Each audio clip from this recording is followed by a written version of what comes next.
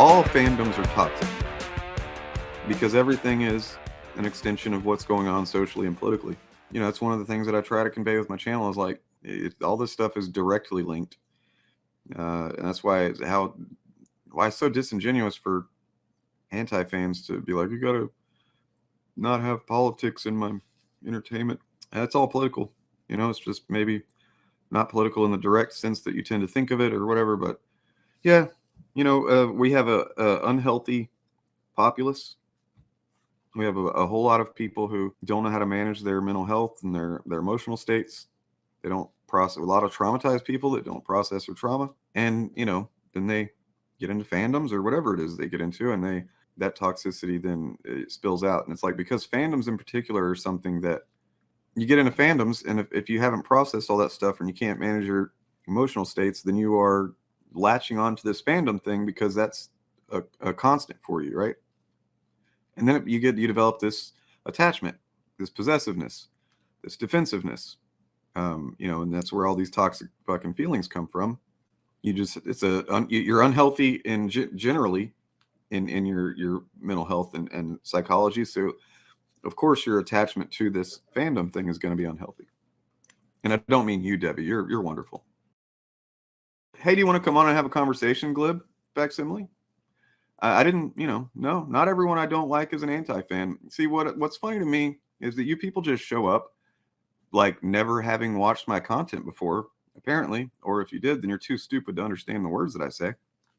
And you think that I actually say that, or that I actually mean that.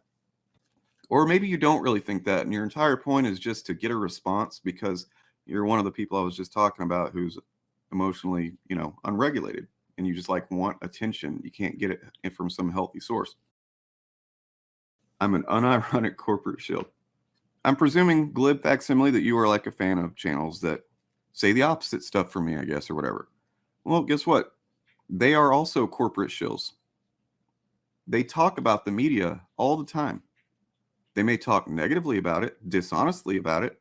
They may talk racistly about it. They are contributing to the discourse algorithmically. If they really wanted those things to go away or whatever, they wouldn't talk about them. And the fact that you don't realize that means you don't fucking understand the world in which you exist. So, you know, chew on that for a while, bitch. And I will have fun. That was fun. Telling you off was fun. I enjoyed it. Come back another time, I'll do it again. It's always an interesting time, the actual fandom.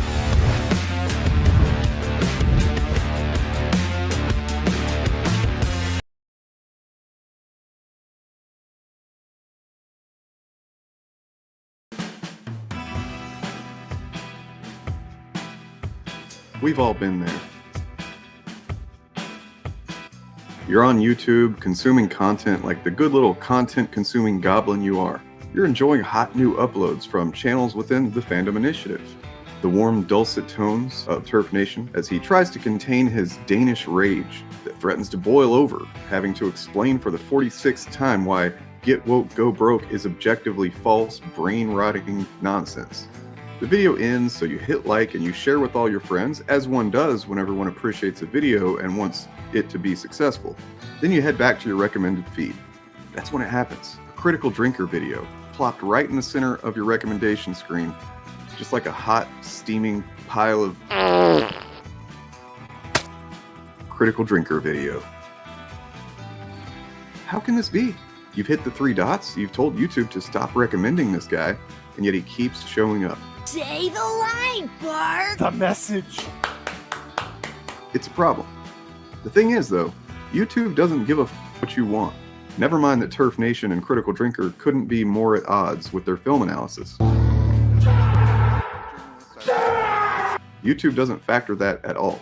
Channels within the Fandom Initiative are constantly debunking guys like Drinker and others that you see here. YouTube's algorithm scans the auto-generated transcript for videos like the Fandom Initiative's weekly streams, and if it hears someone on the stream mention these channels by name, guess what? Say hello to this freaking guy in your feed. We in the initiative know that watching our content causes YouTube to shove these channels in your face, and we know that the 3 dots maneuver doesn't help much, if at all.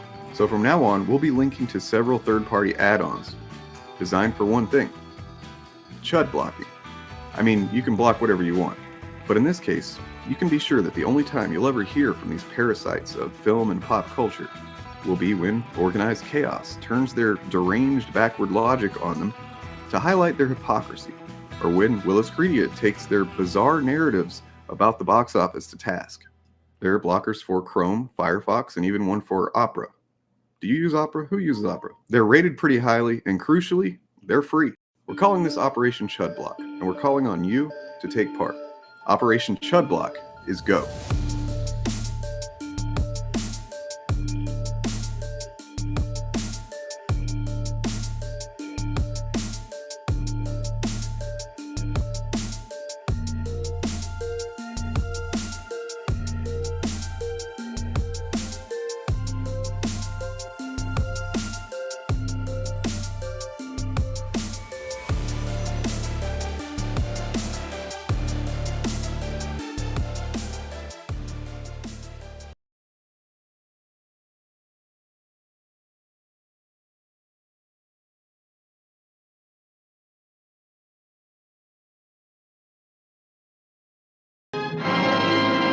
In recognizing a communist, physical appearance counts for nothing.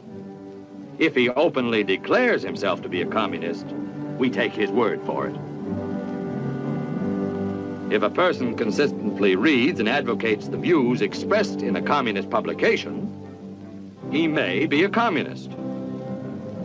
If a person supports organizations which reflect communist teachings, or organizations labeled communist by the Department of Justice, she may be a communist. If a person defends the activities of communist nations while consistently attacking the domestic and foreign policy of the United States, she may be a communist. If a person does all these things over a period of time, he must be a communist.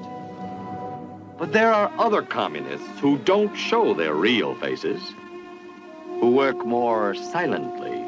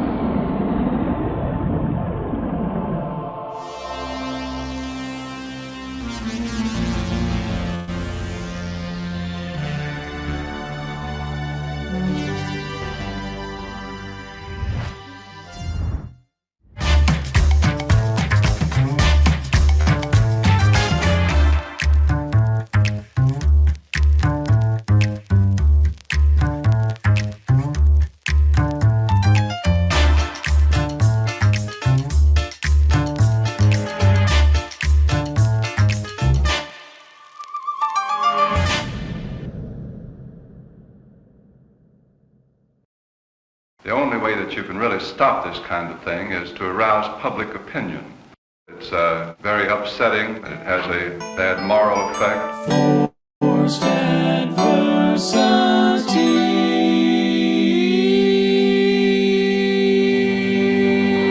When I was a kid, it was too much supper. Now it's comic books. I'll burn them tomorrow. Bad, B-A-D-D, bothered about Dungeons and Dragons.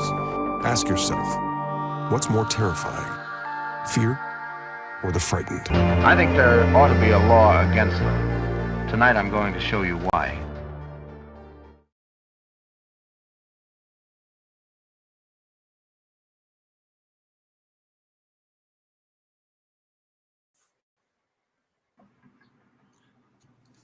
Oh wow, I was muted for that. Cool.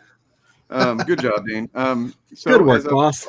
repeat it as if that didn't happen. Please play along with me. We're mythologizing the past right now. Okay.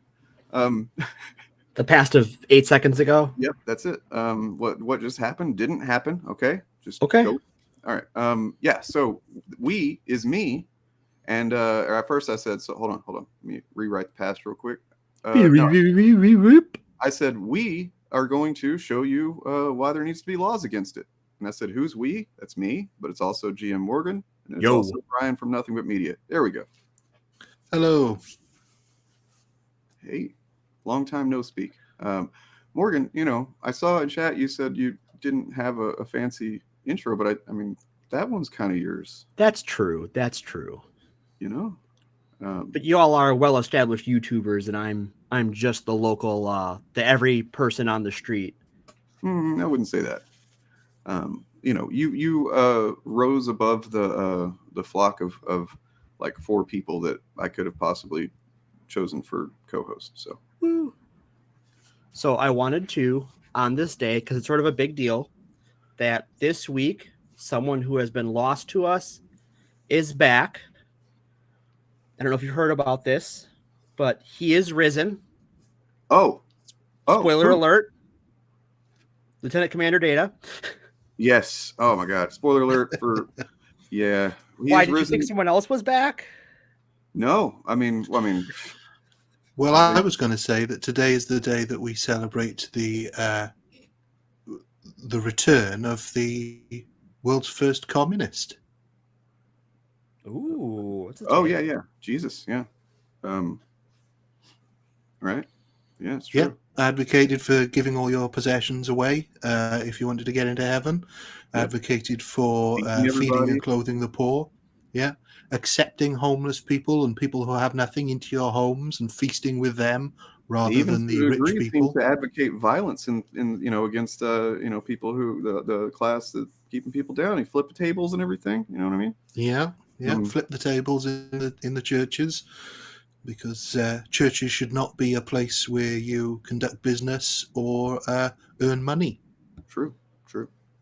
Yeah. If it's like I think it was it Carlin that said it's not the Christ, it's the Christians or something. A lot of people have said that. I don't know if that was Carlin, but we're just going to go ahead and mythologize the past and say it was him. Okay. We're just mythologizing the past. As everybody as we talked about last week, people just love to attribute all kinds of random quotes to Carlin. So. It's true. They do. Yeah. So today, though, we are getting into, and this is kind of a big deal for the podcast, because there's a direct through line of specific topics that led to this becoming a podcast in the first place. If you listen to the episode 0 that we released, and I'll be uploading that stuff onto, episode 0 is on YouTube. Yep. Where Morgan and I just kind of we explain our, how we got there. That's literally the name of the video. How did we get here? And it part of the origin story of the podcast is that I made a video, which I do have here. If we need to take a break at any point or anything, it's like 11 minutes. It's up to you, but otherwise it's on the channel under the name on my channel under the name call it says on the thumbnail, call it what it really is, and the title is Anti-Fandom and Fascism are the same thing. And that was really a turning point for me in the channel, because I had been theorizing and thinking about it for a while, but that was when I was like, you know what, I'm gonna just say it. I didn't know if anybody was going to be receptive to that, but it served me well since then. And one of the things I said in that video was connecting the attitudes that led to to the Red Scare in the 50s to the Comics Code Authority, which is much more nuanced than that, especially now that we have done some digging into the Comics Code too, and I understand more about Wortham. I wouldn't say that it's inaccurate, but it's definitely, what I said in that video isn't as nuanced as the topic deserves to be explored. Still, the same strain of reactionary thought to a degree. Right. It's not the same, but they're not unrelated either. Right. In the 50s, it was just generally this overwhelming cultural, insistence on conformity. And, that expressed itself in various ways. And we're going to be talking about a few of those this month. First of all, talking about Senator Joseph McCarthy of the state of Wisconsin. Yeah. Hey, you know what? Wisconsin did really good this week. We elected not a monster to our Supreme True. Court. Fucking props to Wisconsin. You know what? Maybe Wisconsin's redeemable after all. I would like a redemption first arc. gold star. Aw, thank you. So, we're going to be talking about that. The House Un-Americans Activities Committee, HUAC, it specifically went on for a couple decades, but in the 50s it got especially wild. And that's because of Joseph McCarthy, and he's got a crazy story. He's kind of, honestly, the more I looked into him a little bit last night, Ryan, I'm sure you've noticed this, but like there's some parallels between people who are currently in office and like that. Yeah, he basically wrote the playbook for a lot of the conservatives these days. And then, but I figured, who's the best person, the most qualified among us to discuss American political history? Well, it's the Welshman, obviously. So, obviously, yeah, no. Well, we can't be objective. Like, I can't be objective about McCarthy. I'm from Wisconsin. And I am, I'm from the South. I don't know but yeah, I'm pretty dumb. Nonetheless, Ryan, take it away. Well, of course, we've talked about moral panics quite a lot, and this certainly wasn't the first moral panic in the US, but I would argue that before this particular moral panic, the others were focused perhaps or led by religious institutions rather than government institutions, and this was really led by the political machinations of several people. But to begin with, it's worth noting that the US has long been hostile to the concept of communism, as I'm sure everybody here is aware, and the fear of it taking over in the US, which was really what the fear was. It was the fear that all of a sudden enough people would want to be communists that capitalism would fall and US quote-unquote democracy would bend to the will of these filthy communists. Well, and that brings me to, I said last night, I said, you know what, I think maybe we should probably just disclose our, just quickly our views on communism, because, there might be people watching that generally think of just all people on the left are just commies or whatever. And like, if nothing else, it's a way to say, here's where our bias sits, because, everybody's got a bias. But yeah, generally, I think communism has, not in decades anyway, been such a thing to be concerned about being a possibility of anything in the U.S. specifically, but in most of the world. Because you know what, CIA, they did a pretty decent job of overthrowing dictators or installing dictators to overthrow socialist and communist governments over the decades. So I don't believe it's anything that anybody should be worried about. I don't think that it's inherently an evil or type of governance economy. It's just not any more so than capitalism. I'll say that. Nonetheless, that's where I sit with it. Well, I think that Dane, I dropped a link in the Discord that I think this clip sums up my opinion on communism. Yeah. Especially when it comes to things like to HUAC and even the ongoing. Well, I download that because my screen sharing for videos is going to do an echo. I think. Then Ryan, if you'd like to go. Yeah, well, my view on communism is that as a political theory, it's certainly not the worst out there. It's not one that I personally subscribe to because I think there are things I like about it and things I don't like about it, but ultimately I don't think it is workable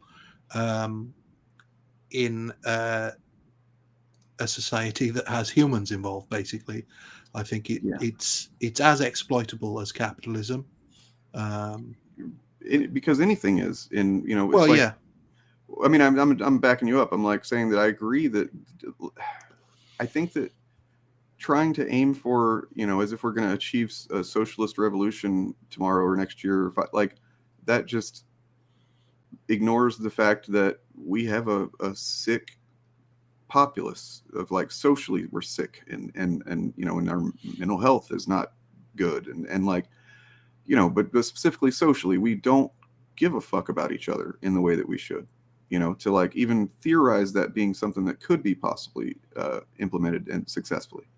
And that there's no, there's definitely people who it's far more likely, I mean, almost, in my opinion, like certain that there would be people who would exploit it before it would become anything sustainable in the positive sense. Because that's what's happened so far. So like, I fully recognize that there's been influences, in the governments that have, been able to become allegedly socialist and communist, and like, that the U.S. has played its role in things. I'm not denying any of that, but I mean the point is, speaking as far as evidence, I don't see any that shows that.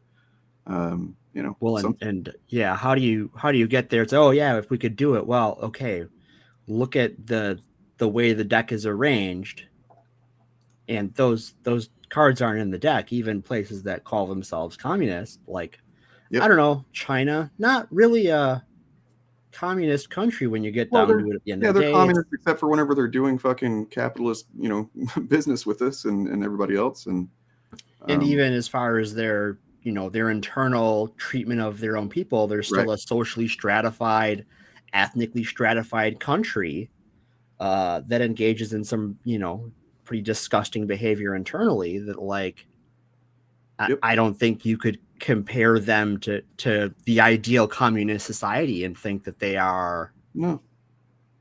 Well, I mean, even a country that generally is, from what I understand, generally pretty rad to live in, as far as claims to be communist, is Vietnam, or socialist rather. Yeah. But like they're not. They're really not. They're just, there's a difference between having a I guess certain social protections in place, which is an element of socialism, right? Which, by the way, if you aren't aware, socialism, it just means, owned by the people. It's a democratic idea. It's the applied democracy. I mean, if you break down the words to their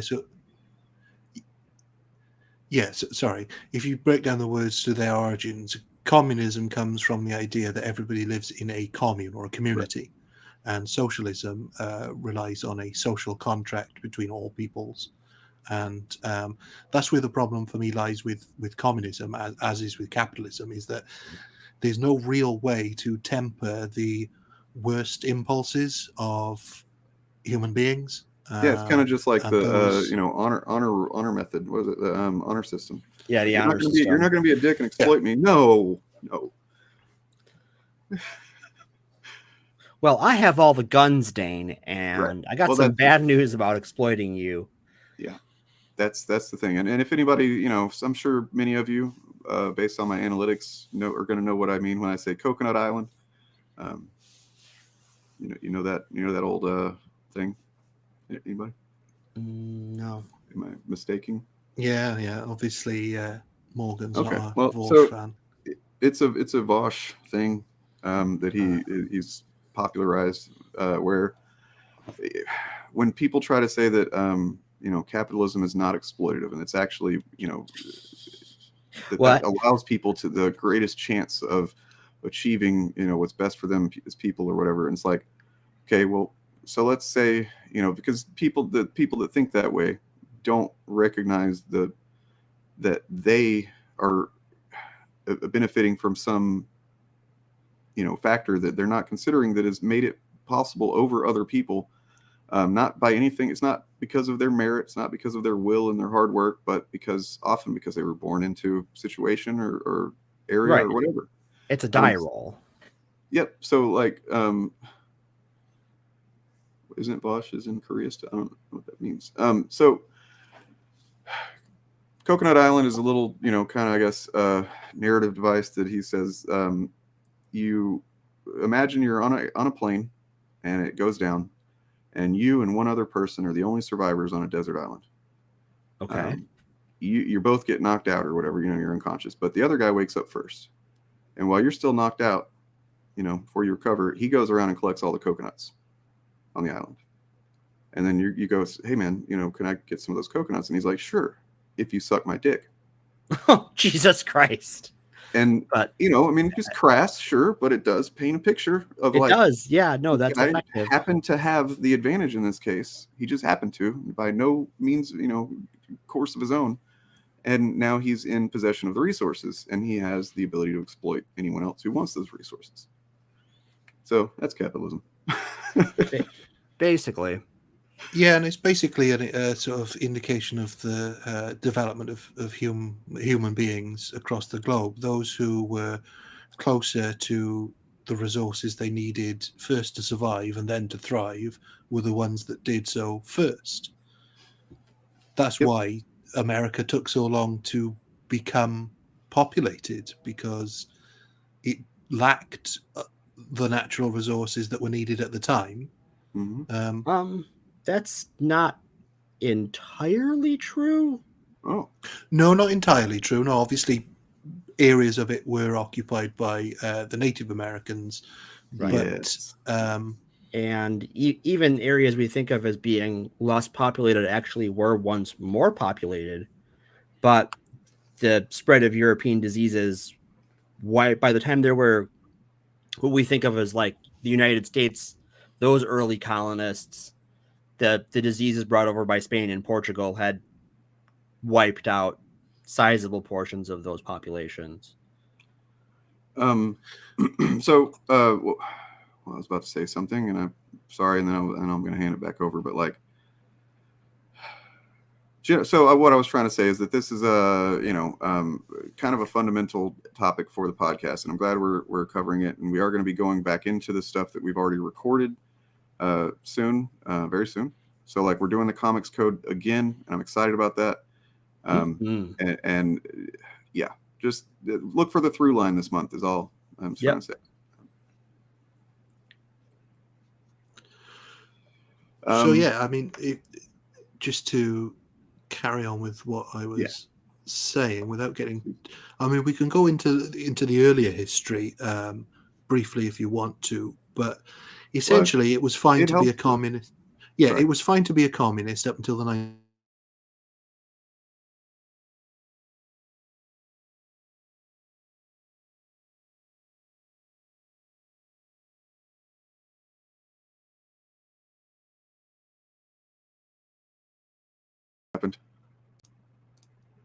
What happened?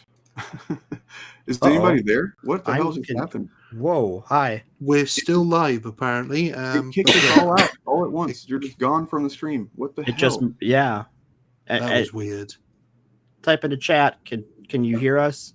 Oh, okay. Apparently they can hear us. And by the way, the thing I was trying to remember that was that video that you wanted me to share. Yes. Sorry about that. Well, thank you, stream, for reminding me, I guess. Let's make sure everybody can hear us before I move on. Yay, we're back. We're here. Yeah, we're back. Yes, I just checked, and we are still live. So this is Morgan's basic explainer of their views on communism. So it is political. You're a communist. No, Mr. Green. Communism is just a red herring. Like all members of the oldest profession, I'm a capitalist. Yeah. So I think that communism in the year of our Dark Lord of the Sith 2023 doesn't really mean anything. The word has had its meaning taken so far. Communism is when the government does things, calling things like Disney movies communist or, beer companies communist. What the fuck does that even mean? It's been just turned into this nonsense word for thing I don't like if I'm on the right that involves some amount of, action by a body with money versus woke, which is just anything I don't like that happens to be to the left of me. Right. Well, I mean, so and the frustrating thing is that the right will use that in the same way that, like, we'll say that person is a white supremacist, and they say white supremacist things, and in some cases, like, you could say, like, they literally have a swastika tattoo or something, and they're like, oh, well, everybody you don't like is a Nazi. But then they'll turn around and literally do that just arbitrarily with it's like, no, we're actually basing it on things. You're just saying shit. Real quick, I got a quick little 30-second propaganda thing I'd like to show, and then I will shut up. Right. Hit it. To the crusade for freedom. Made possible the World Freedom Bell, symbol of hope and freedom to the communist-dominated peoples of Eastern Europe, and built this powerful 135,000-watt Radio Free Europe transmitter in Western Germany. The crusade for freedom is your chance and mine to fight communism. Join now by sending your contributions to General Clay, Crusade for Freedom, Empire State Building, New York City. All roads lead to Hollywood, or so it seems. Thousands of people come to the motion picture capital each year to see the sights. Yep, that's kind of Ronald fucking Reagan. That wasn't Reagan.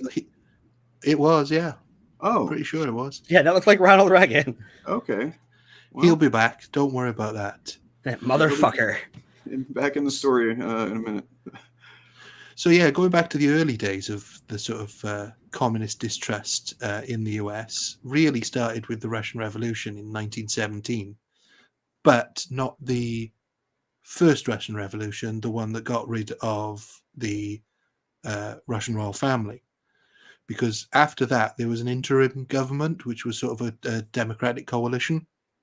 And so it was when Lenin then came in a couple of months later in the October Revolution, and the US saw what happened. And despite the fact that the US has always been hostile to monarchies, they were more frightened of the concept of communism coming to America. And even despite that, it was still perfectly permissible to be a communist up until the 1930s. But what changed in the 1930s? Well, in 1938, the House Un-American Activities Committee was created to investigate alleged disloyalty and subversive activities on the part of private citizens, public employees, and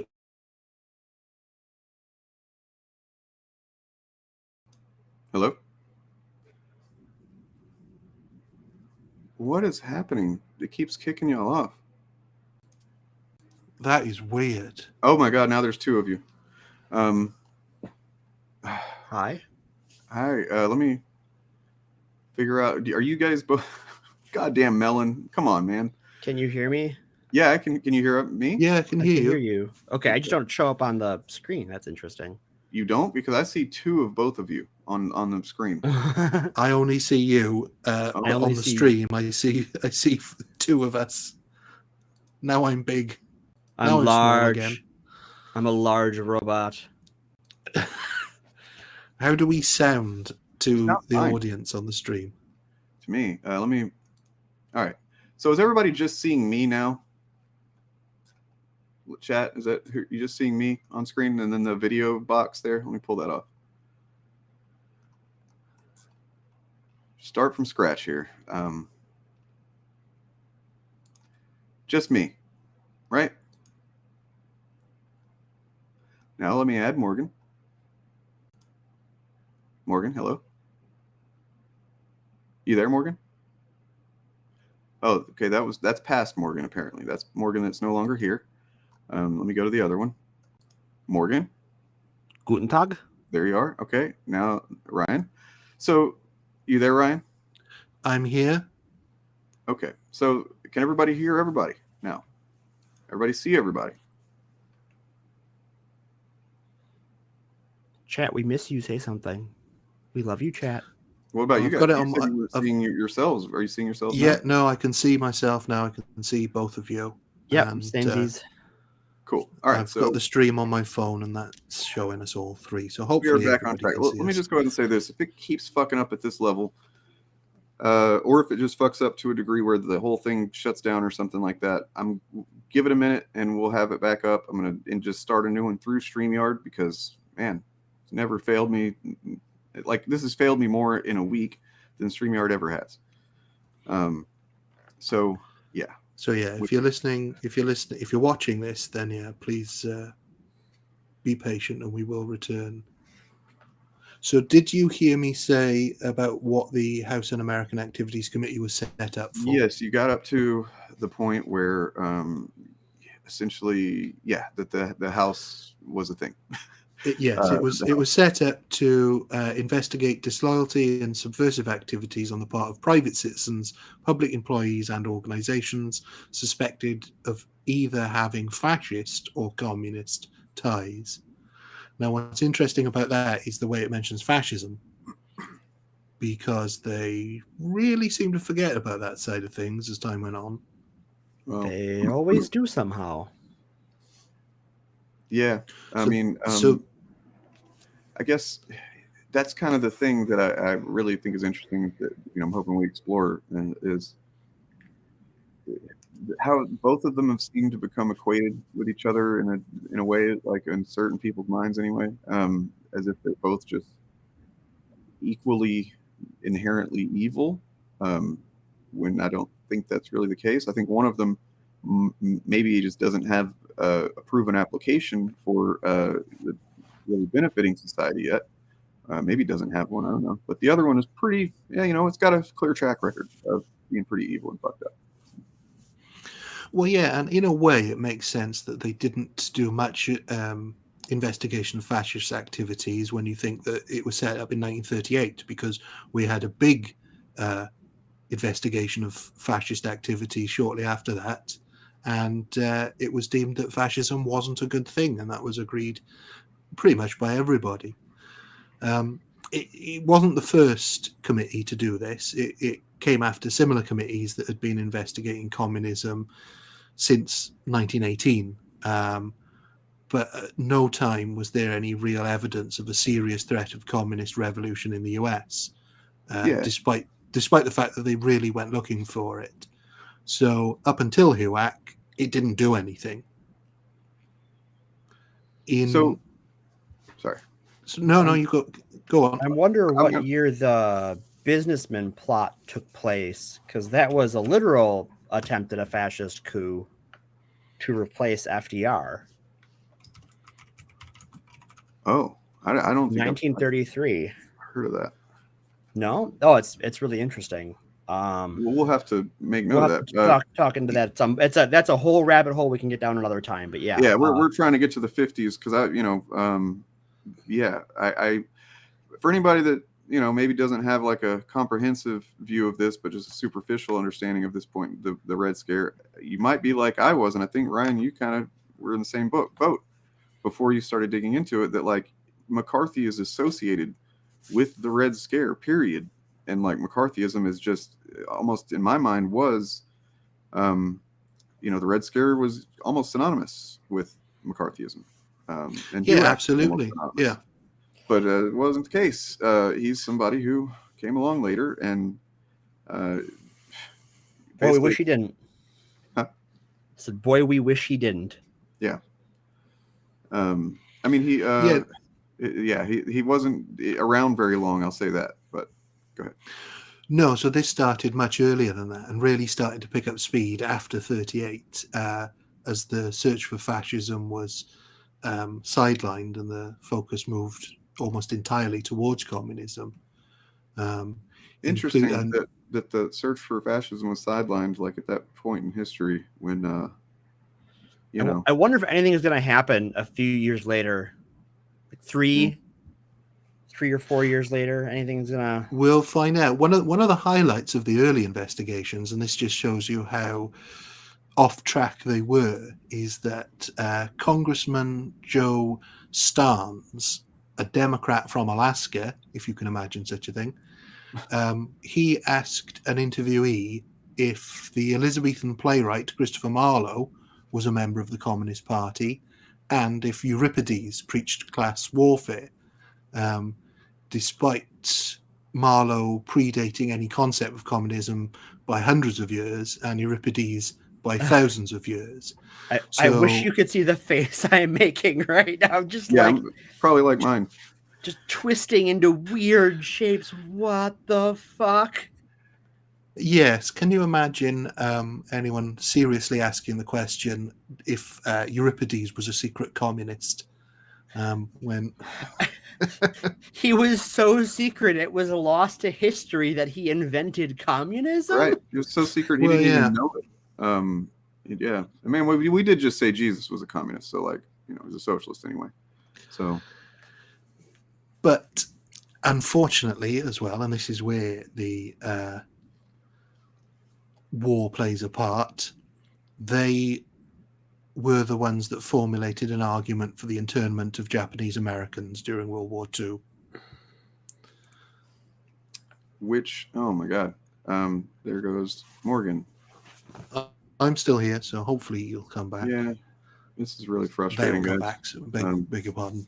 I think they are back, or maybe this is the past version. Let's see. Hello? Yeah, that was that was human error. That the problem was with right. Yeah, I Googled I think that. if we all go, then it's yeah. But this time it was just it was that, just their that mistake. little X in the corner. Don't click that.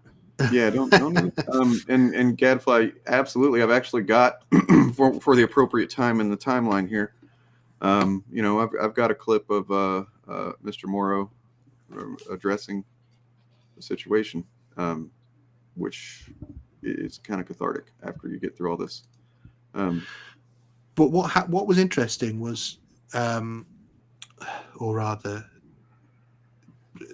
interesting is not the right word, but perhaps you help me with the right word, is post-war in 1946, they decided not to investigate the KKK because they were an old American institution. Oh, well, yeah. I mean, that makes sense because it's just part of the heritage, right? I mean, they knew that the KKK predated communism, despite the fact they didn't know that Christopher Marlowe and Euripides predated communism. Weird that. Wait, Americans don't know history outside of America, and even then it's a little sketch? Oh, color me shocked. Well, I mean, why do you think we got the Welshmen to fucking do this episode? Like, I really don't think either one of us could have done a better job. But so rather than investigate the KKK, they focused on organizations that were created under the New Deal. Fucking hell. Really? And it was in 1947 that they first turned their attention to Hollywood, mostly because of the strength of the Hollywood unions, which is a tradition that continues to this day, the union strength. Right. Yeah, and that's something that, you know, I mean, maybe we'll get into a bit this episode, but we'll need to do it again if not. But like just the inherent, the ties between being anti-union and the American right and how unionization has just been more or less it's synonymous with communist infiltration or the mob or exploitation in some way. And it's like, well, except for, of course, the thriving unions that exist, like police. And Hollywood still has a good one, apparently. But yeah, it's. Well, it depends on what part of Hollywood you're in too, because if you're crew rather than cast, the union, true, they get shafted a fucking lot. True, because here is my hot take, and this sort of touches on talking about them going after the Hollywood union in the 40s after World War II. Hollywood is actually pretty conservative. The people on screen might not be, but the actual people making the decisions. Right. Yeah, you might have like progressive or even, kind of lefty writers, but they're not the ones making the final decisions on, or even the initial decisions on, what's going on. So. Right. No, and it's the people at the top who were also the ones who were most worried about this communist infiltration. They had tried to go after the Hollywood communists, quote in quotes, in 1940. 42 movie professionals were named as communists by a former Communist Party member. But after they investigated, they were only able to name one person as a communist, and that was actor Lionel Stander, whose career was then destroyed after he was fired. Yes, basically he was cancelled, and he later found fame as, and this probably won't mean anything to anyone under 40, but Max in Heart to Heart. I know the name of it. Yeah, I remember. He does the opening narration of Heart to Heart, and he played their driver, their chauffeur. But yeah, that was 40 years after his Hollywood career had basically been ended, and he was the only one to suffer at that time. Somebody threw him a bone finally. Yeah. And then, to get to the real meat of it, and again, this was pre-war for you anyway. We were in the war at the time. No shade, but yeah, I sense the shade. I sense it. I can feel the shade coming from across the globe. Hey, we had comic books doing it. Okay, Captain America. That's true. You know? That's true. Well, you had And the Charlie movie Chaplin. studios as well. Well, at least one of the movie studios, Warner Brothers, I think, was the only film studio pre-America's entry into the war to make anti-German films. Everyone else was still hoping to sell their films in Germany up until you entered the war. But yeah, in 1941, as a result of a cartoonists and animators strike at, can you guess where? Disney. Say Walt Disney. Yep. And this was due, according to their terms, they were striking over Walt's overbearing style of management. But What? Never. Imagine that, Walt believe Disney, a that. control freak. Yeah, I can't see it. I mean, the fact is he was a fucking chain smoker, which normally comes along with, or is a symptom of a pretty, hyper controlling, overactive, sensitive, impulsive. Yeah. But yeah. So he took out an ad in Variety, the Hollywood trade, that blamed communist agitation for the strike. And this helped to give rise to the Reds in Movies scare. But that quickly fell apart because the US then had to ally with the Russians in World War II. Right. Right. That was awkward. So yeah, all of it went away. But not for long. Not for long. Yeah, I mean, it Right. seems like we always, as No. you said, we always have to have some an enemy at the gates kind of thing. And we took care of that Nazi problem. And Partly even by before killing the a lot end of of them, but then partly by also saying, "Hey, you guys are smart. Come work for us in the U.S."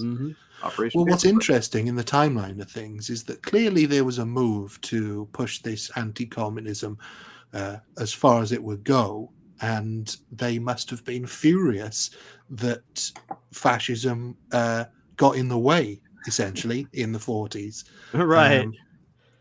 When they had to ally with the Russians. So Damn the truth. Although Well, yeah. I'm sure there were people that were happy that like the Russians are the ones that had to basically deal directly with them in that way. That like once the Nazis went into Russia and froze to death. Anyway. So yeah, World War II briefly paused the commie panic, but obviously it did come back, and straight afterwards it was pretty messy. They really didn't have their shit together. They investigated wartime films like Mission to Moscow, The North Star, and Song of Russia as pro-Soviet propaganda. And from the titles, it does sound like they were pro-Soviet propaganda. Probably made with War Department money, too, given how that was involved back then. Oh, look at the brains on Morgan getting ahead of me there. Yeah, Aw. they investigated those films and others, and fortunately only to discover that they were produced at the request of the White House to be pro-Soviet propaganda. Awkward. Oops. So it seems like there wasn't a whole lot of, like, I guess, public will for, really targeting communists until what point? Like, not really, certainly not at that stage, no. And I think it was a slow climb from 46 onwards. Like I said, they hit a real stumbling block when they started investigating themselves, and so they had to drop that. But they kept continuing to try and link Hollywood to communism. Imagine that. Imagine. well, I mean, trying I'm to. just glad that they don't do that anymore. They're trying to equate Hollywood with being some evil force that's, anti-America. Like, thank God that's done. Yeah, well, imagine using Hollywood as some sort of scapegoat for some sort of political belief that you have that nobody shares in the real world. I'm sure that's not happening right now. Yeah, obviously it is. But what's interesting is that, the name Disney is kind of on the other side this time. That's one of those things that, you live long enough to see yourself become the villain. I don't know what's the hero, not the hero. Not the hero either. Yeah, it's just the scapegoat. Well, what happened there, and we'll get into that when I do my my episode on Jackie Robinson, because it's the same thing. Is someone got in the way of the money, and that is why Disney is on one side of that fight and Ron DeSantis is on the other, is because Disney knows where their money is coming from and where their money will come from in the future. Yes. And it is not people like Ron DeSantis. Yeah, it really is a stupid fight for him to be picking, like, to continue picking. I don't know. I was reading something about it yesterday that just there's almost like no foreseeable benefit to him doing this still, DeSantis, but yeah. And this was exactly the issue that Walt had at the time when the cartoonists and animators were all based in the US and they all worked as part of these unions. If they down tools, he lost money, and so he was attempting to paint them as communists. To basically get them back to work.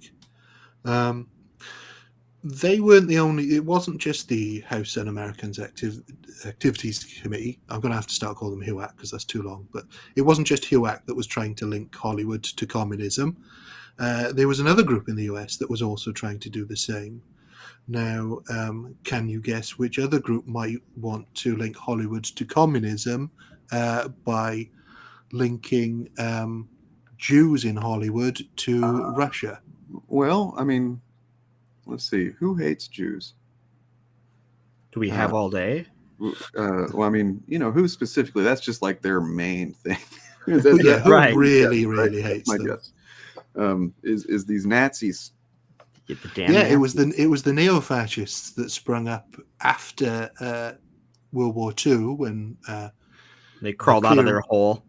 Yeah, basically they rebranded. They hid the swastikas, and that's where Nazism, fascism, but Nazism in particular, just white nationalism, became more of a, like one of the things that currently the people that align with those views, let's not necessarily say that they are that, but they certainly seem to share some views. They will, kind of suggest that, we're not literally marching, goose stepping, and wearing swastikas. So, like, how can you say that kind of thing? That we're stupid for even suggesting it. And it's like, well, because we won the war. We really won the war against that brand of Nazism that the National Socialists had created, that brand of fascism. But those attitudes were disseminated throughout, into other forms that were less obvious and became less obvious, to the point where, they went through their phases of like skinheads and so on. But like now they look like Richard Spencer wearing a suit and fucking college. But like one of the other things, and this just to make my mental note of this and let you guys know that I want to cover this at some point. One of the forms that this. So McCarthy had this, general conspiracy mindset that is now just the conservative party. But it wasn't, because McCarthyism was essentially just shamed to the point where it, lost a lot of influence. But the John Birch Society is one of the more insidious elements that carried on some of that shit and carried it on through the 20th century to Yeah, we'll get into the John Birch Society at some point. And that's what's fascinating, really, about World War II, and perhaps possibly why in some ways it was a bit of a failure in political terms, because after the Second World War, where our allies were the Russian communists and our enemy was the German Nazis, fascism basically just rebranded. They were politically aligned with the Nazi Party, and pre-Second World War were happy to have Nazis in their ranks and hold Nazi rallies in the US.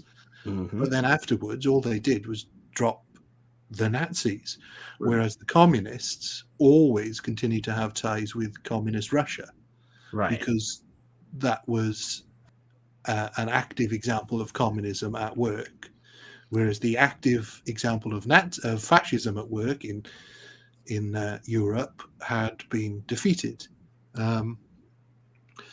But it didn't stop HUAC from taking some of its influence from neo-fascism.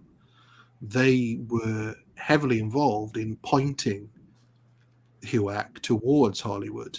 And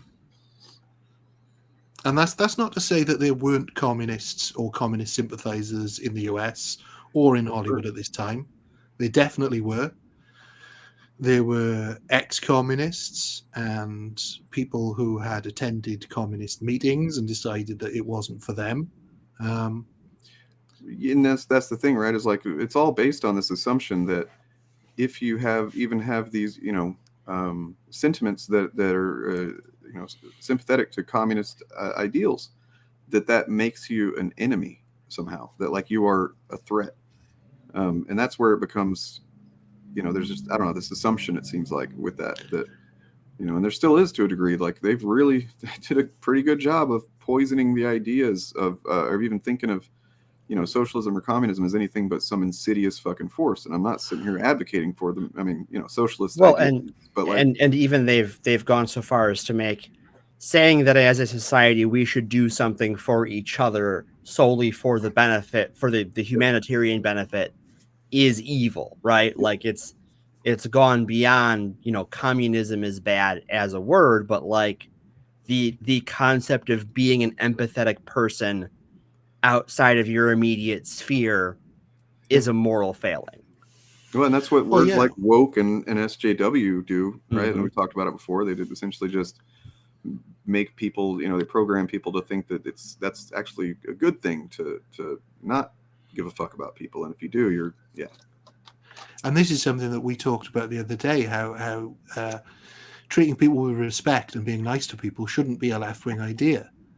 But because socialism at its core helps those less fortunate, and socialism they tied to communism because there is overlap there, far more overlap with socialism and communism than socialism and fascism, for example.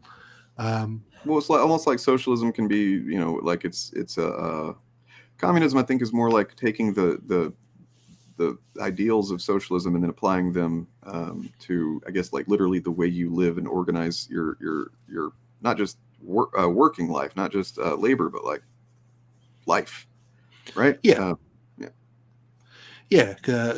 I mean, the socialism at its essence is it's pooling risk. Everybody chips in a little bit in order to make sure that if something goes wrong for one of you, they're held up by everybody. And communism is that idea writ large in every aspect of your life. But even though, as I said, you could be investigated for just attending a communist meeting and then deciding, no, I'm not of this political persuasion, you would be investigated. And also, if you had no interest in communism at all, you could be investigated. There was no way to hide. It came to the point where Disney and then president of the Screen Actors Guild, one Ronald Reagan, testified on the seriousness of this threat. Oh. What year was that? I'm not entirely sure. Definitely early 50s. I don't have an exact date. Okay. Well, I mean, yeah, I mean, so, you know, I don't know how much I don't want to steal any of your thunder, but I did look into some McCarthy last night. So I can offer some insight. Yeah, generally I wanted to show this clip. This is about a minute long, and I want to highlight the familiarity of equating these communism, socialism with Democrats, right? Like they do it. They've people said that Joe Biden's a fucking communist, which is insane. Anyway. I think we should keep in mind when we refer to Democrats, when we refer to the administration, that there are definitely two groups of Democrats as of today. Number one, there are the millions of loyal Americans who have voted the Democrat tickets. Individuals who are just as loyal, who hate communism just as much, and love America just as much as the average Republican. That's one group. On the other hand, there is that small, closely knit group of administration Democrats who are now the complete prisoners and under the complete domination of the bureaucratic, communistic Frankenstein which they themselves have created. So the audio was kind of low. Did you guys able to hear that okay? Yeah, I heard it fine. Yeah. I don't know. It just seems familiar. And as I'm sure you'll get into, like we'll see exactly how much his accusations rang true. Well, the irony as well of Ronald Reagan testifying on this matter as the president of the Screen Actors Guild is the Screen Actors Guild is a union. And so the president of the Union of Actors was testifying on the seriousness of communism, and it was so poisonous. It was such a cause that he took up that his first wife, Jane Wyman, basically said that that's the reason they got divorced, because he kept accusing his friends and colleagues of being commies. Yeah. That's one thing that I just, that along with that clip that stands out too is just this, how he said, McCarthy in that clip said that these some Democrats, they love America just as much as Republicans. It's like, wait, what? You're this assumption that the Republicans are that's the America, the real America. Anything else is kind of weird. You can't trust it. And they still do that, right? Oh, yeah, for sure. Is only someone on the right. When technically a patriot could be any but like it's to the point now where that word is poisoned so much so that I wouldn't use it. No, they've my ideals are probably more aligned with the original intentions of America than theirs. But well,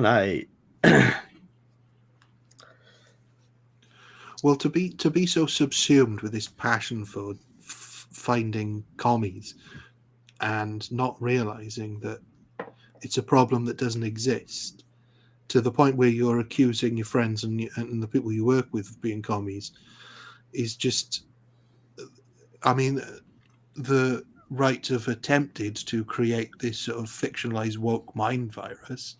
Mm-hmm. But if that's not a mind virus, I don't know what is. That's the irony of that, right? Like, is that, the woke mind virus, which is a phrase that they started using, right? Like, but yeah, there is a woke mind virus. It's just not the direction you're pointing at. You see everything as communist in this specific example, or woke contemporarily. And I think it was earlier in this chat, it might have been the last video's chat, talking about the remake of the Resident Evil 4 video game. People are calling that woke because they gave a character who's supposed to be like a sort of a super spy double agent, more spy-like attire than like a cocktail dress.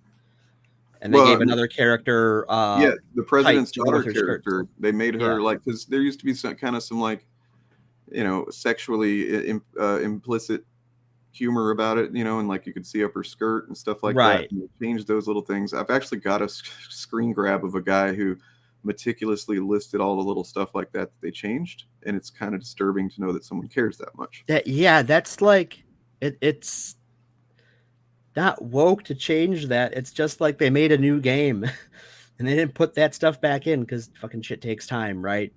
And it was weird back then. It was like cringy then, like, oh yeah, you can look at this girl's digital panties. That's and I don't want to deal with this topic or anything, but like specifically related to it is I've got something for the show, the initiative stream Wednesday, that really we're going to take wokeness to task again. We keep doing it, and I guess it's really just something we have to keep doing until it goes away.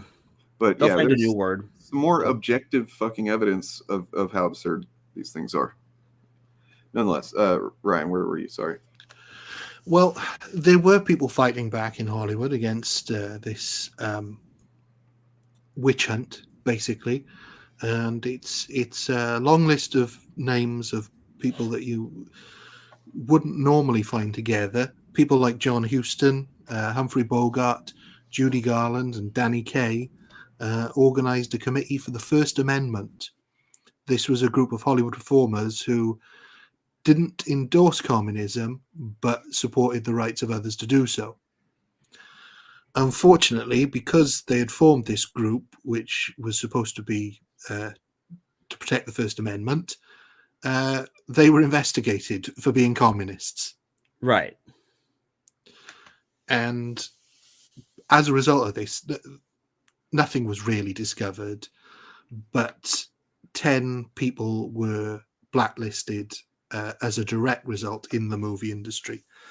Most of these people are not well known or famous. The most famous is Dalton Trumbo, who was a writer and who they made a biography of a few years ago with Breaking Bad, Bryan Cranston as Trumbo. And it's a fictionalized account, but it's a pretty good thing about what happened to him after the blacklist. I've thought about. I didn't know if it was worth watching or not, but So once again, we see a repeating thing, which is, and you might have said this. I got up to get some water for a second, so I apologize. But the idea that these people that believe in the ideals of America and the Constitution and the Bill of Rights, and of course, they very rarely ever say the Bill of Rights, do they? Specifically the Constitution. Anyway, free speech, except whenever you want to form a committee that defends free speech. Right. Related to this current thing, this current type of speech that we currently hate, and we're trying to get rid of, then that's not okay. And they do that now. That's like essentially what it's the free speech to tell you what to do, but you can't. Yep. It's what DeSantis's anti-woke bill is. It's anti-free speech, period. Like you had, and not just that bill, but they had passed legislation about public demonstrations, protesting, and then so they used that to round up a lawmaker in Florida. A couple of and then they from there, whenever I haven't looked too into the details, so I don't know exactly how it ended up going, but I ended up seeing that there's big problems in the Florida legislature right now, and it's a microcosm of what it would be like, I think, in the wider U.S. if this guy was running it. So, and it was quite serious at the time for those 10. They all spent 6 months to a year in prison. Damn. One of them, Judy Garland. No. This is the Hollywood. Sorry, this is the Hollywood 10. This is not the Judy Garland was part of a group set up to protect the First Amendment, and then as a result, they were investigated for being communists. But then, as a result of that, there were a list of 10 names that were largely unknown figures. They were crew, or they were on the background creative side, and of those, Dalton Trumbo is the most famous. One of the men actually broke from the 10 and admitted to being a communist and gave the names of 26 others who were then investigated, and that's really how it worked. Accuse enough people, some of those people will then name names. Yeah, it's like you cast a wide witch net. hunt. And of the 9 remaining, 8 of them basically never worked again. Dalton Trumbo continued to work because he was a writer. He would just submit his scripts under pseudonyms, which led to some hilarious consequences when he ended up winning Oscars for those scripts that he had wrote and wasn't able to collect them. I need to look into that. That's pretty great. Just shows up wearing a mask. Yeah, he's got like a rubber nose and mustache. I am I don't know, Bob Blumbo. The Dread Writer Roberts. Well, he won I think his first Oscar he won under the name Robert Rich for a film called The Brave One in 1956. But then he also won for Roman Holiday. And eventually he got his Oscars with his own name on them. But yeah, he was the only one that really survived out of the first 10. So what the one that that it confessed to being, was he really a communist, or was he just doing that as like a get out of trouble kind of thing? Maybe you thought that was the best. It's impossible to know because there was so much lying and doing things to save your own skin. I mean, it ended his career in Hollywood. His name was, and this is going to be a difficult one for me because his surname has no vowels in it. Okay. Edward Dmytryk. It's Dmytryk. Yeah, he was the one that broke from the group, and he may well have been a communist, but also there's no reason for him not to have been a communist. It wasn't illegal to be a communist. So what I guess my question is that how much do you think, you know, we talked about the always having an enemy, you know, with the U.S. and like, you know, more recently it's been, you know, there's been terrorism, you know, radical Islam, you know, before that, what was it? You know, it's commies for quite a while, but like we had the whole Nazi thing, right? And it was like, I think that America going to war and defeating the Nazis alongside you, amazing Europeans who also fought, who led the way really, but like it kind of created this national identity of like we can kick all the asses of all the evil, right? And so it's almost like they were looking for the next evil thing. Is that, you know, generally how it happened? So that's the sense I get. It's like we're addicted to having a fucking evil enemy to fight. I think that's definitely part of it, and there's also the part of having a scapegoat. Yeah, that too. If this is going wrong, I think, right? Yeah, if this is going wrong, it's the fault of this group. If you don't support us, you're going to be attacked by this group. So on the one hand, you've got scapegoats where you can blame everybody. You can blame that group for everything that's wrong. And on the other hand, you can make people fear. And those are two very powerful emotions of anger and fear. And that's really what the communist witch hunts were tapping into, the fear that anybody could be a communist. Yeah, and yeah, it created some pretty tense times, I imagine. Basically, would, you know, from the historical document Battlestar Galactica, which, you know, in the miniseries that starts the whole series off, you know, they find out that, spoiler alert, the Cylons can look like regular people now. Unless they're boning, then their backs glow red. That only happens twice, and then it's never mentioned again. It's one of the flaws in that show. But nonetheless, you know, once Captain, what is it? Adama finds out that that's the case, they're like telling each other, they're having a conversation about it, him and Colonel Ty, and like, we got to keep this to ourselves because, you know, next thing you know, you'll have people accusing their neighbors of being a Cylon because they don't brush their teeth in the morning. Mm-hmm. And it's like, I feel like that's probably expressing a sentiment that was around, or, you know, is a result of this type of thing. Like your neighbors do something kind of weird, different. I don't like it. Are they commies? Well, yeah, definitely. Yeah, it's that, and this was obviously a lot of the sci-fi in the 1950s was based around this idea of assuming the identity of a human when really they're this frightening alien, which was the communist allegory. Just a quick correction on Edward Dmytryk. His career did return seemingly as normal. He went back to directing, and despite directing a couple of trashy films, which should have really been the trajectory that his career was on, they were enormous successes. And as we know, Hollywood doesn't care what you're up to as long as you're bringing in the money. Yep. And so his career got back on track, whereas others that he named didn't. Because this really did snowball from the original 10. As I said, he gave up the names of 26 others, and quickly the blacklist grew to 300 people whose careers were ruined. And this was McCarthy's list, or? No, this was the HUAC list. Gotcha. My bad. So this was each investigation garnered more names, and each of those investigations garnered new names until there were 300 that were blacklisted.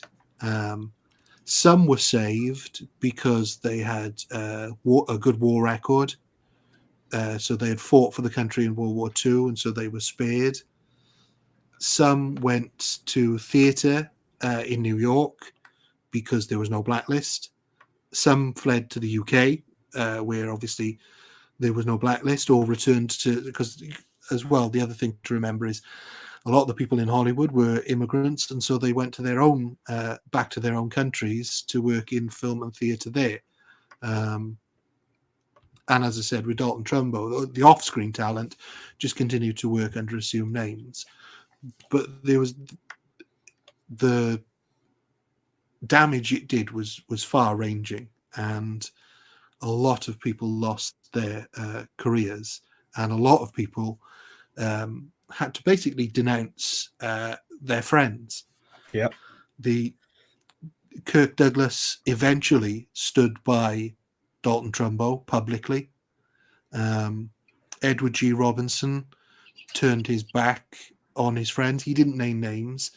The most famous person who was accused of basically being a traitor to his fellow professionals was Elia Kazan, who directed On the Waterfront. He famously named names, although later sort of historians have debated whether the names that he named actually had any effect. But yeah, it was basically a game of telephone. People were naming other people who they had no idea whether they were communist or not, just to get off being in trouble themselves. Some refused to testify and went to prison, and then had to testify when they came out.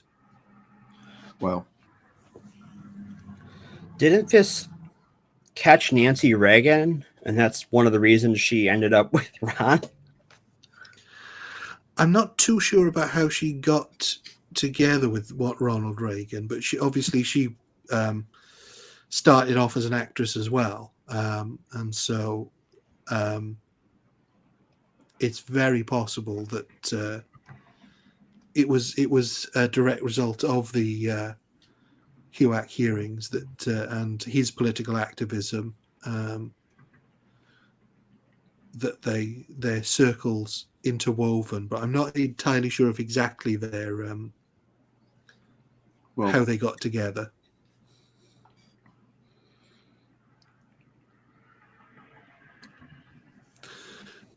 I think she was definitely involved in the Screen Actors Guild as well, so I imagine that's probably what brought them together more than getting in trouble with HUAC. With HUAC, yeah. As far as a note that might be confusing some people, McCarthy was in the Senate, HUAC is the House. Right. And McCarthy made accusations of people in the government. Yeah. And I apologize if that's not what we're on today. I guess I got confused about what we're doing. Well, yeah, I mean, it's I guess you would say it's separate but equal. Right. Yeah. I didn't. Tell you what, we're gonna have production meetings from now on. Because that will avoid this, because I generally have no idea where we're going and where I should mention anything. Well, it all folds into a general atmosphere of anti-communism that was sweeping the nation, and this was a two-pronged attack where McCarthy was attacking the political foundations of the US and in his communist witch hunts, and HUAC were going after Hollywood in a way really that now the government doesn't do. No. If you think about it, essentially the new war on woke is not being pushed by the House anymore. It's being pushed by right-wing activists in well, I mean, there definitely are some in the government who are, pushing it. There definitely are some, but generally those are. Well, I mean, honestly, you can look at. I think it was 2020. And probably right now we could look at like the general GOP platform and what their priorities are, and it's basically most of it is just even if they don't say the word, that's what it is. I would say we're sort of in a weird transition state where you have people like Mitch McConnell who are pragmatic assholes, right? Like they're absolutely evil. They believe evil things. They want bad things to happen to people because it benefits them. But they're not a true believer at the same time. They don't buy the lies that to speak ill of the dead. People like Rush Limbaugh were spilling for years, right? Or Alex Jones. But now that's breached containment, and a lot of the younger members of the party, the Madison Cawthorns, the Marjorie Taylor Greens, are true believers in all of these conspiracy theorists and will go on those witch hunts given the opportunity. Yeah. And I think they are gunning for that, but I think that the more pragmatic old guard knows that historically, we don't look upon this era favorably. And that's sort of where that internal schism is, and why you had like another McCarthy, Kevin McCarthy, have to fight so long to get elected Speaker of the House, is because he had to fight the true believers in the party to get that position. Well, as I said before, to quote a president, I'm calling for a ban on all McCarthys in government until we figure out just what the hell is going on. I agree. Well, the irony is of Kevin McCarthy, of course, is that the actor Kevin McCarthy appeared in Invasion of the Body Snatchers, the original film, which was very much playing into the Red Scare. Also, overrated movie. I'm going to come out and say it. Movie's not that good. The 1970s one, I think, is much better. But the thing people don't remember about the original is that they all think it ends with him running down the street shouting at the cars. And that's not where the film ends. The film ends about 20 minutes later. But yeah,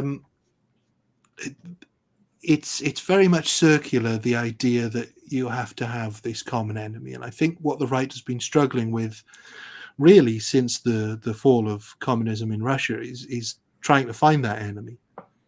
They thought they had it with Iraq, but they didn't. Well, I mean, they did get it with the terrorism, essentially, just like the for a while being Muslims, for a little while they had that, and I won't even lie, I got kind of wrapped up in it for a little bit too, just because it's it's pretty affecting to see what happened on September 11th, and if you just kind of react based on that emotion, you might not come to some great ideas. I mean, look at Dennis Miller. For the better part of a decade, the media largely portrayed those actions, the American actions in response to that, as good. Yep. And it wasn't. This wasn't even a left-right thing. We had very few Democrats stand up against the war in Iraq. Mm-hmm. The media certainly didn't until it was a quagmire. Well, it was like the reason they were able to convince us, to just like get the Iraq thing by us without even like any real evidence that this is something that, the nation they needed to go into. It's like one thing to go after the terrorists who claim responsibility, right? Like that's one thing. But then, to say, well, we're also going to go into Iraq too, and everybody's like, okay, because they had drummed up that basically anti-Middle East sentiment that just in a lot of people's minds, it didn't matter. They're all over there doing whatever they're doing, and it's against us. And that was really powerful at the time, because you had America and the UK and others going to war in Iraq based on the lie that they had something to do with 9/11, and they didn't. Then the lie that they had weapons of mass destruction, and they didn't. And then we discovered that the US and the UK were carrying out extraordinary renditions and basically kidnapping citizens, taking them to countries where the same laws didn't apply and torturing them. And then Guantanamo Bay, where people were being held without trial. Still open. Yeah. Speaking of Guantanamo Bay, still open. It's one, still open, and two, do you know who worked there? One, Jesus. Ron DeSantis. Ron DeSantis, I believe, worked there. Oh, cool guy. Yeah, cool guy. Real. I mean, not to say that if anybody that works there is like, but just if you work there, if you're sent there and you work there and then you leave and you're still like, you know what? I like fucking hurting people. Then you're a piece of shit. Yeah. So I mean, and all of those things would have been unthinkable just sort of 10 years earlier, but people went along with every one. There was no. I mean, there was objection, but there was no mass objection. Bush got his second term, and when you look at the things that were happening during HUAC and during McCarthy's sort of political communist witch hunt, nothing on that scale really. They weren't kidnapping Hollywood writers and taking them to countries where torture was legal. So it's unusual that America was gripped in that terrorist bubble for such a brief amount of time as well. Well, let's because talk that about was why this unsustainable, happened, right? Like, so it's a biological, almost kind of naturally occurring biological thing that is being exploited there. Whenever you do this in-group versus out-group thing, like we evolved from. Our brains really haven't evolved that much since we were like. We did, in fact, evolve from filthy monkey men. Yeah, just tribalist, little tribes of people that, like, if you did encounter someone outside of your own tribe, you probably were going to have to fight for your life, 100,000 years ago or whatever the fuck. But like, and so that impulse still exists where if we're not mindful of it and we're not conscious of this effect that it can be weaponized against us, used against us or whoever else, used to benefit the people that are doing it. And so whenever you just, like, I remember myself was 18 whenever 9/11 happened. And I hadn't really ever considered the Middle East much. You know what I mean? Like, I knew of a few characters from movies and stuff like that, but like, I never really thought about it. And then suddenly you're presented with this, like, these people are over there and look what they did. And it's, it's kind of affecting, and it's easy to see why a lot of people might have gotten wrapped up in it. Now, I was never like malicious about it, like some people ended up being, but I wasn't like looking at any Muslim person I happen to see in real life and going, "Oh, are they terrorists?" But it does create this kind of a sinister angle in your mind if you're not careful. But. And I think it's interesting the way that if you look at the communist scare and the Islam scare, in the way they develop differently and the sort of the speed as well. The communist scare is almost still going on, but it lasted a long time. Yeah. Without any genuine threat. All it was is these people in a different country are doing something that we disagree with, and they might come here. Whereas obviously with the Muslim scare, there was a direct attack on American soil, which allowed the government to almost immediately do things that were unthinkable with the full support of the majority of the public. Yeah. I think the other thing that is a difference between the two that has played out in different ways is that that secret communist meme doesn't really work when you're talking about Islam, because I think most people's perception of Muslims is that they are not white people. Right. No, there's definitely some of those.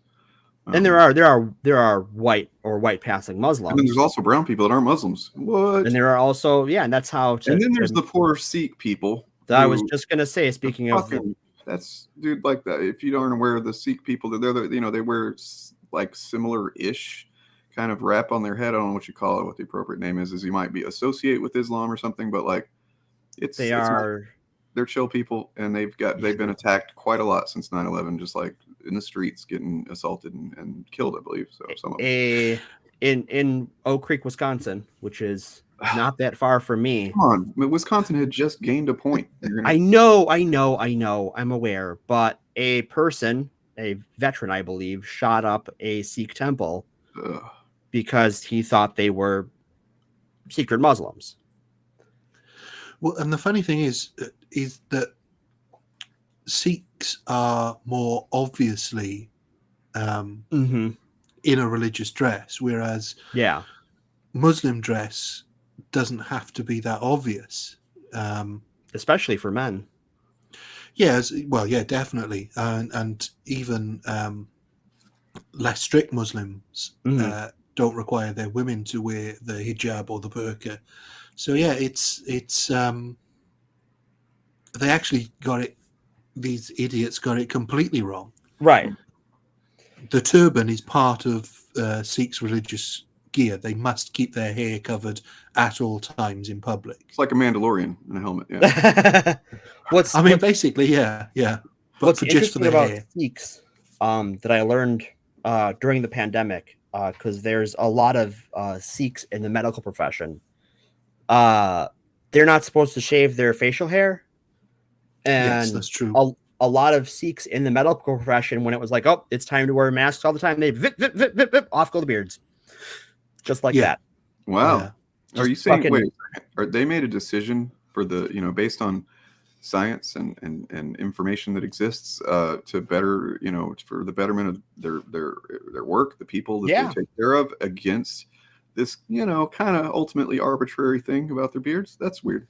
Yeah. So Sikhs, all the ones I've known have been rad people.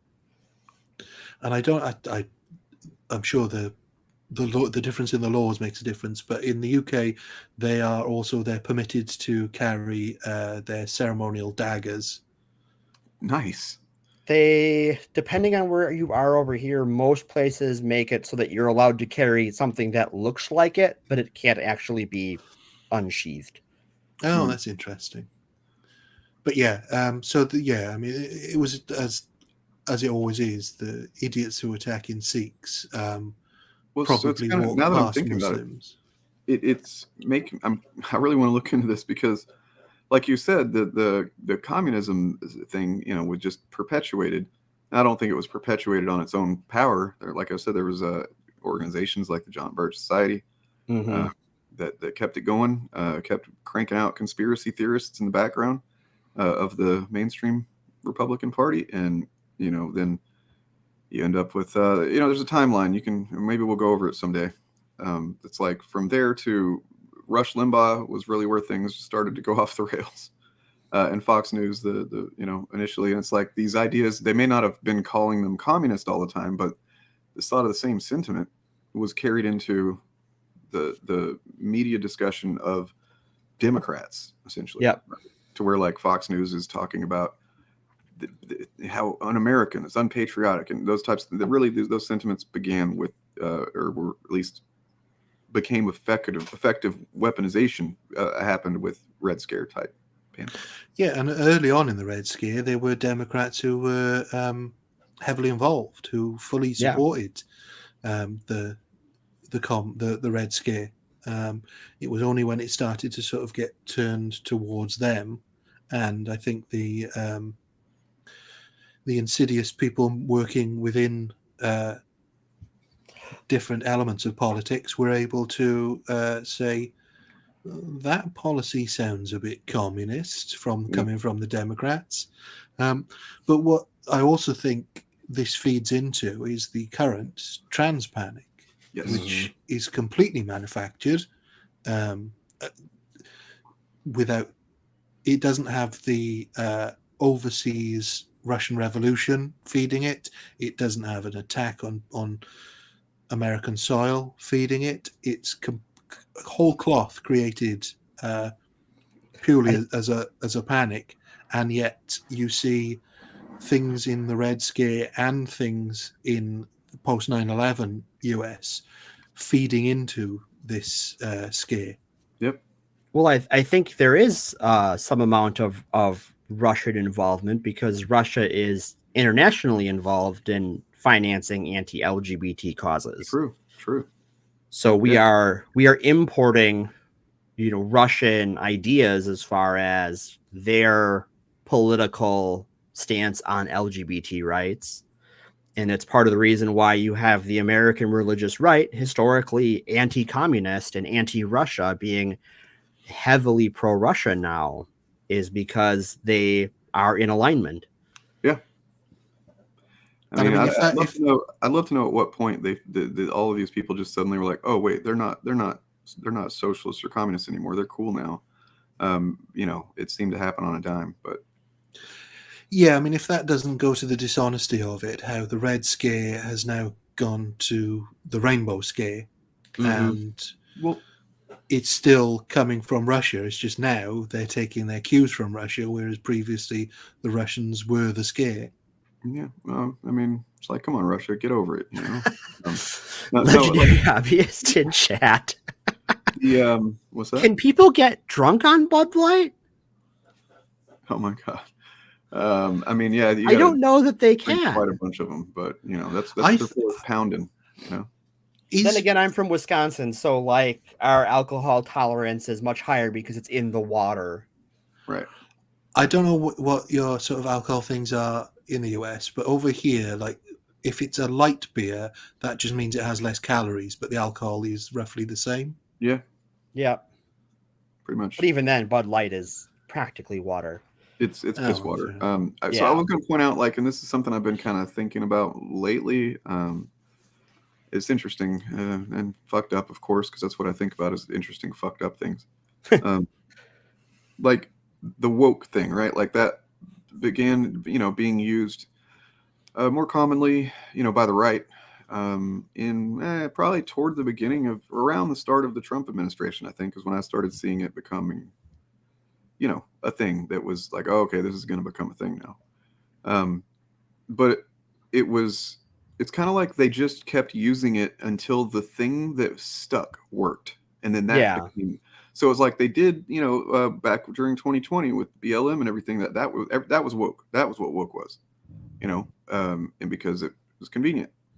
It's like, look, this is what's going on. This is the thing I'm trying to scare you about. This is, the thing I'm providing misinformation about. It's woke.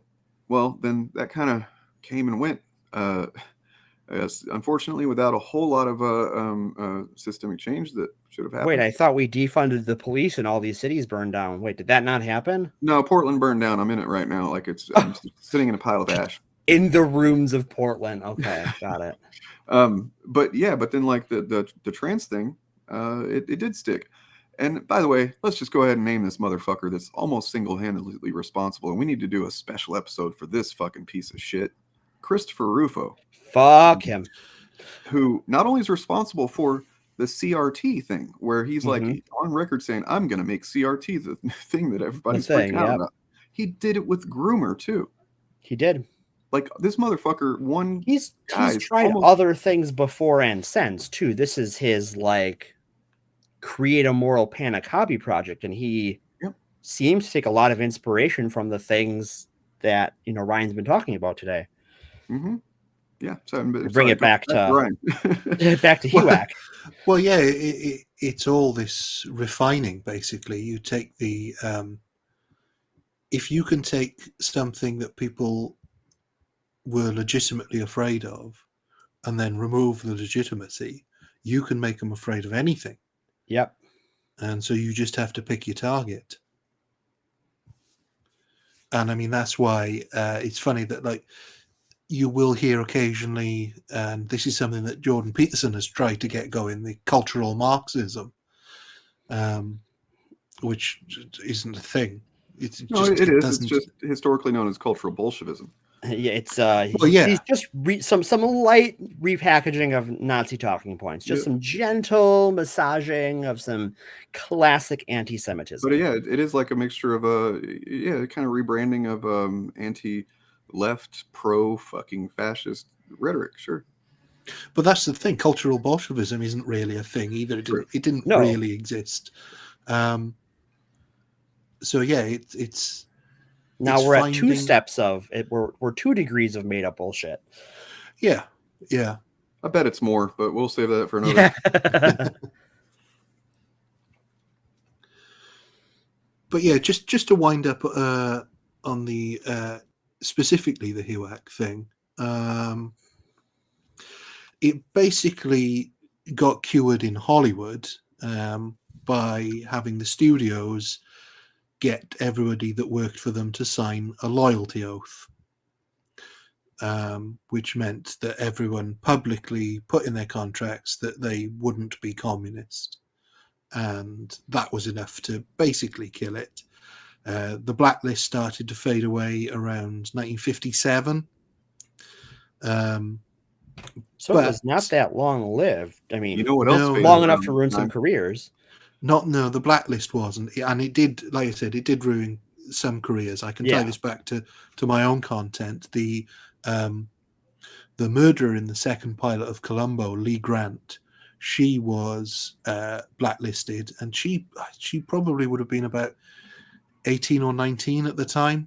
Wow, because she's still alive. She's one of the few people still alive from Columbo, and she was blacklisted, and she had to then moved to the theater because her Hollywood career was ruined. And well, just to round out my tangential incorrect narrative that I was weaving throughout this episode, what else faded out in 1957? Go on. Senator Joe McCarthy's life. He he died at 48 years old, man. Like, it blew my mind. Well, it's almost certainly no coincidence that the blacklist started to fade away after he died, or around about the time he died. Right. Well, he had been shamed out of office like 2 years prior. He died like 2 years after he was pretty much shamed and out of office. Died of embarrassment, basically. Alcoholism, but yeah. Same thing. Never mind. I was going to make a reference to my dead name. Sorry. Don't dead name yourself, maybe? I will not. Thank you.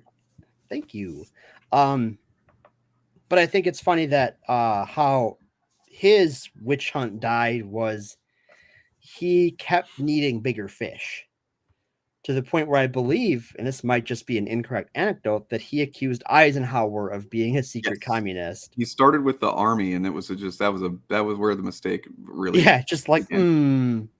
Yeah. Thing is, though, the army's not a bad target because it is basically a socialist institution. Well, I mean, right. Lee Harvey Oswald was he was a communist. Like he fucking moved to goddamn Russia for a while and like came back, and that's whenever he decided to blow old JFK's brains out. But I mean, if you're talking about socialist programs, the biggest socialist program in America is the military. Oh, it is. I mean, it's the biggest program in America. They contribute. They work for the greater good of this organization that then takes care of them at least while they're doing it. Then once you're done, you know, like fuck you, you're on your own. But like, yeah, entirely funded by the taxpayer. They have.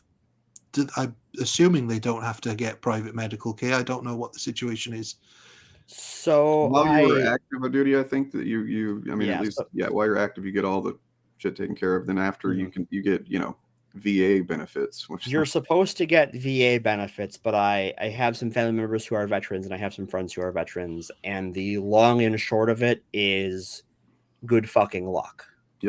Depending on where you are in the country, if you're near a VA hospital or a VA clinic, how long the wait times are there, if you were a reservist or how long you served, all those things figure into. And so a lot of people who are supposed to have VA benefits still end up having to get private insurance because get fucked. And the party of the military is vehemently against increasing VA spending. Yeah, well, that's the same story over here. We have homeless veterans who struggle. It's a big problem over here. Because you're only useful when you're old enough, when you're of the age appropriate that you can kill people. So yeah, but it's just interesting that McCarthy would go after them because they were a prime target for communist infiltration. But at that time, you couldn't go after the military for being an American, right? Whereas now it seems like you can. Yeah, you absolutely, depending on who's in the White House or who's on the Joint Chiefs, you can make that accusation. And I think that's just because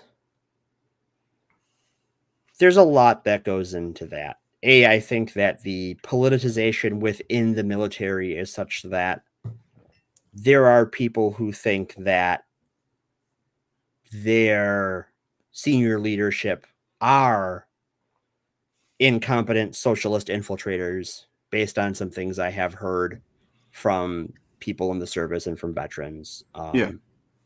I mean, I don't doubt that, especially in the last decade, that there's been some real shifts in, you know, I think especially early in the war on terror, big quotes there, that pretty much most everybody that went into the military was like, gung ho, America, fuck yeah.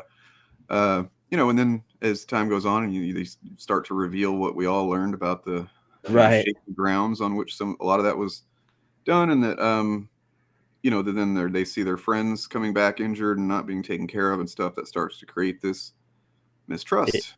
It seems like most veterans come out either believing the military is incompetent and they move further to the left, or they believe the military is incompetent and they move farther to the right.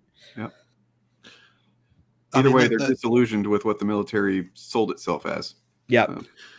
I mean, that seems believable and rational, but I think we all really know it's because they allowed women and gays in the military. Yeah, no, it is. Yeah. I mean, don't ask, don't tell, right?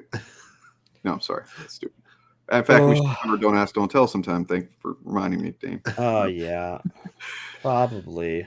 So what I was going to say is that, like, you know, what I get accused of a lot as the YouTuber that I am, is that I don't want to listen to other opinions. You just don't like other ideas and other opinions. You want to shut down, you know, thought and stuff. And it's like, no, man, so whenever you see historically a party or a side of the political spectrum, rather, that not just every once in a while, like the Democrats, sometimes, you know, they do, you know, like we just talked about, how a lot of them lined right up with the Iraq thing.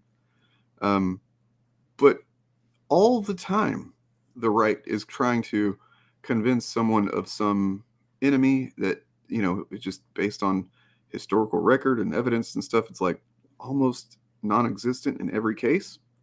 It's like almost not a threat at all in any way, shape, or form. And in fact, they're doing that. Meanwhile, they're engaging in some pretty fucking harmful shit themselves, right? Because what was going on during what we're talking about today here in the U.S.? We had sundown towns. We had Jim Crow laws. You know what I mean? Like, we had well, they're the talking dissolution about of labor rights. that too, and so they're always like showing you the thing they want you to focus on with one hand, and hiding the other thing with the other hand. Whatever metaphors, a little weird. I mean, look at all of the places that are vehemently, vocally showing how much they hate trans people and doing all of these care bans and these drag bans, but they're all under the context of protecting children from groomers while they are, let me check my notes here, lowering the age of marriage or getting rid of anti-child marriage laws. Well, and the institutions that just are proven to allow that type of thing, it's almost like part of the institution itself. That's the institutions they protect. They don't want to, let churches be investigated or taxed or regulated or anything. It's like but that's where a lot of the shit's happening, really. I feel like if your church, however big or small, if you are caught engaging in some sexual misconduct with children, the whole organization should be, if not shut down and have their assets seized, taxed at stupid percent. Yeah. Because the idea is that you're not a drain on society, you're a benefit, where you're not paying taxes because you are a nonprofit that's helping society. But you're costing society because at the very least, you have to be investigated, prosecuted, and lawyers cost money. Jails cost money, cops cost money. So now, chip, pay up. Yep. Well, so, I mean, what I was trying to say, but my point I was trying to get to the point that when these people come at me like this and say, you just don't want to listen to these ideas or whatever, and it's like, no, man, I've looked at them. I've seen them. I've seen repeatedly with my own eyes and, via history, how this shit plays out and what these sentiments typically convey and the implicit ideas and actions that are going on behind what these ideas convey. And I'm just not an idiot. I maybe I was when I was much younger, but I fool me once, don't get fooled again, does that make sense? Like there's no reason for me to continue exploring certain ideas about that tend to get thrown at me as if, here's what woke means. And, you don't believe in wokeness and you should, it's destroying everything or whatever. And it's like, okay, so show me where. And then you look at evidence and it's just not there. Yeah, I mean, it's interesting. I don't want to say it's interesting again. I keep saying that. I need to find new words to say it. Hopefully it's interesting. We're doing a podcast about it. Well, yeah. Right. But I was just thinking the other thing that is sort of strange about the Hollywood blacklist, but they're not when you think about it, is post Second World War, we've just had people of all races in the US joining up, signing up and fighting, even though in some cases they were still segregated in platoons. And then they come back and we have the Red Scare, and it doesn't, even though you still had segregation in the US, it doesn't target black people, which is a rare thing when you consider the time it was made. But then also the thing to remember is that it was targeting people in power, and black people didn't have power at the time. So I was just thinking, for example, Sidney Poitier was probably the most prominent black actor in Hollywood around this sort of era. And he was certainly looked at, but there just weren't that many black actors to target, so they couldn't. Right. And then you've got, I don't know if you're familiar with the singer Paul Robeson. No, he was in the first film of the musical Showboat. But the reason you've probably not heard of him is because he was blacklisted as a communist. He was a very popular singer, and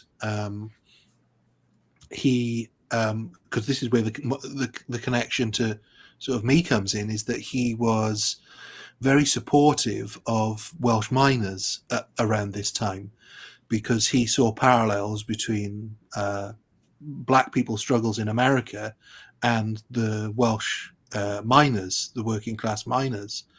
And he by was miners, supposed you to mean like the people who were like digging, people who digging underground, young yes, people. coal mining, not young, not children. Although they were children coal miners, so there were those, yeah. So yeah, he saw the parallels between the Welsh mining communities and American black struggles. He was supposed to perform a concert in Wales, but his passport was taken off him by the US government. So it seems like the only reason that more black people weren't enveloped by the Red Scare is because that they just simply didn't occupy positions of power. They'd already been. They were already kind of seen as like we got them on we got them taken care of around kind of thing. Yeah, they were already on lockdown. Yeah, and that brings up another thing, is just the inherent, overlap of workers' rights and racial justice and versus systems of power, and that like this whole thing, all of it, from Red Scare to woke scare to trans panic. Like, yeah, I mean, of course, some people who are freaking out about trans people actually are freaking out about that specifically because they're fucking lunatics. But there's definitely a good amount of people who are using it cynically, like they don't actually care. You know what I mean? It doesn't affect them whatsoever. But like, this is the thing that has resonated with certain people, and they can keep the working class divided. Yeah, and that's really what it's all about. There's an easy way to tell if someone is trans panicking cynically, and that is if they are concerned about trans people in sports. Especially in sports, they have never once cared about before that moment. Yeah, it's like women's 8th grade swimming classes. Swimming is. It's like no. You do not give two shits about women's swimming. You just want to be a transphobe. That's it. That's all. And I wish they would just pretend. They would just stop pretending. That's the most frustrating thing about fascists these days, man. Is it's just like, at least own it. Stop making me have to like prove it. Just show your patterns. God damn it. Well, they can't be honest, right? That's the problem. Is if they just said, "Oh yeah, I'm only talking about this because like fuck trans people," am I right? Like everyone go, "Well, you're weird." That's a weird thing to obsess over because it is. Yeah, and there's a certain YouTuber who's been obsessing over it quite a bit lately. We're going to be talking. Here's another tease for Wednesday. Oh boy, certain man named Generic August. Oh, okay. As opposed to generic January. Right. Okay. He's been making a lot of fucking trans panic content lately. That's weird because isn't the Blaze also doing that? That's kind of funny. Well, I'm glad you bring that up, Morgan, because we didn't plan this really. We did not know. I literally, like, when the Wednesday stuff goes on, I am working and in meetings and I miss all of it. So I have no idea what's going on. So he released a video, the Blaze released a video, one of their hosts, whatever, I think yesterday or last couple of days. And he is a guest spot on there. And it's all about how he's been dealing with these terrible trans trolls and stuff, on Twitter. And it's like, well, wait a second, man. And I haven't watched it yet, but I'm willing to bet that he doesn't mention his role in like instigating shit. Yeah. And then like driving it in his replies and then like responding to it it's like, some fucking Andy No shit where he shows the clip of some guy getting punched. Look what this Antifa guy did. And never mind that guy was like swinging a fucking hammer 2 seconds before.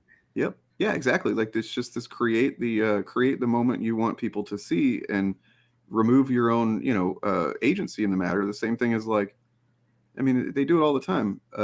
Review bombing movies where they're like, they do it, and then they're, they review bomb. What? No, why wouldn't nobody's review bombing movies. It's just the most cowardly fucking shit. I want to slap them all. Well, and that's why HUAC had more spine than these people did. True. They admitted what they were doing. We just want to fucking bully the unions and the communists. fuck them. Yeah, well, at least they were honest. They were honest assholes. That's the conservatism I want to see come back, is just honest assholes, not having to make shit. I mean, they were lying about the danger, but at least they were honest about what they were doing. Yeah, right. Well, were they really lying? Because they were lying about it in the sense that it's going to make America terrible or something, but they were really worried about it affecting capitalism. Right. They were worried about affecting their bottom line. True. Yeah, if that kind of thing takes hold, then like, oh, I might not be rich. Let's be real. I might be slightly less rich. Right. Yeah, they were worried about it because it was losing the money, whereas now the conservatives are worried about things in order to gain money. Mm-hmm. Well, and there was a strange byproduct of the blacklist, though, and the HUAC hearings, and that is that it also had a hand in the collapse of the studio system. Yep. Which, for those unfamiliar, the studio system was where Hollywood, basically, each Hollywood studio would contract each actor, writer, whatever, to work for them for sometimes years, decades, and would completely control their career. So if you were a contract player, you only worked for that studio. And which was like one of the things that was like